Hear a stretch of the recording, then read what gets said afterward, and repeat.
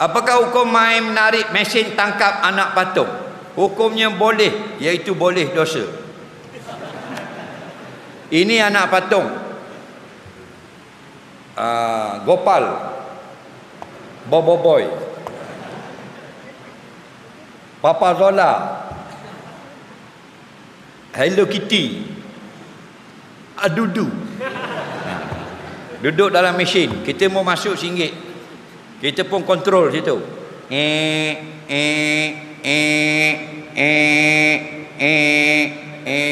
Dapat. Okey, harga anak patung RM10, bayar RM1, RM9 lagi duit siapa? Duit orang yang kalah. Judi namanya. Wajib atas kerajaan buang benda ni. Tidak, mereka akan disoal di akhirat, susah nak jawab. Okey. Anak-anak kita jangan main. Tapi kalau yang masuk duit pulah keluar bola tu boleh, kerana memang semuanya dapat mainan. Cuma mainan tak tahu color kuning atau biru. Itu saja. Yang tak boleh dia bertaruh. Anak kita bertaruh. Kalau nasib baik dapat ambil toy.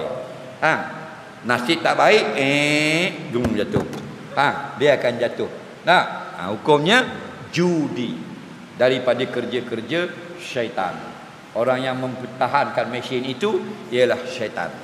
Soalan seterusnya,